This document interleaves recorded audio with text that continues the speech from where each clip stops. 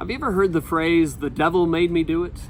Some of you might be thinking back to the 70s with Geraldine Jones, the character, who every time he did something wrong, he would always say, "the devil made me do it." And we might not go as far as saying that, but we might say something like, well, everybody has their demons. It's like we're possessed, and we can't really control ourselves. Or we might say something like, well, he can't help it, like it's just natural, like he's just kind of born that way. Or we might start talking about sin in regards to being a disease. We start talking about it something that we just caught along the way, and we can't really control that. We've all played the blame game. None of us like to take responsibility for our sins. It's embarrassing, it's shameful, it's disappointing. And so we might be able to relate back to Adam and Eve in Genesis chapter 3 when God asked Adam why he did what he did. It's the woman that you gave me. It was like it was God's fault for giving him the woman.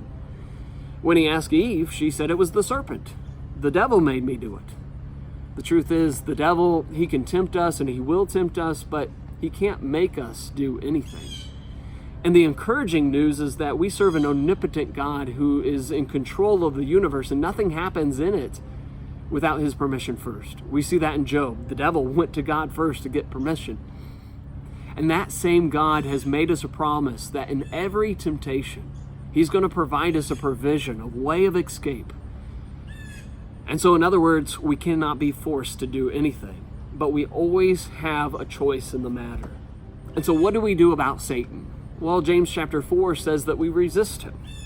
You know, he's powerful, but he's not as powerful as God is. We can resist him.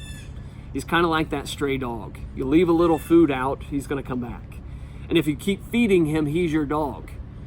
But if you don't leave anything out, he's gone. And so that's the way Satan is. That when we give in to temptation, and we keep giving in to temptation, he's our dog. You know, but if we resist him, he's gone. And so if you give Satan an inch, he's going to take us for a mile. That's why Paul says that not to give place to the devil in Ephesians 4. In other words, don't leave the door open. You know, if we leave ourselves exposed, he's going to come in and make himself at home. And so giving in to temptation doesn't get it out of our system, it puts it into our system. The only way to deal with temptation is by completely resisting it cold turkey. In fact, in James chapter 1, he talks about the process of sin. It's desire, sin, death. That sin always leads to death, but I want you to think about the beginning of sin. Where does it start? It starts in our hearts. It starts with desire.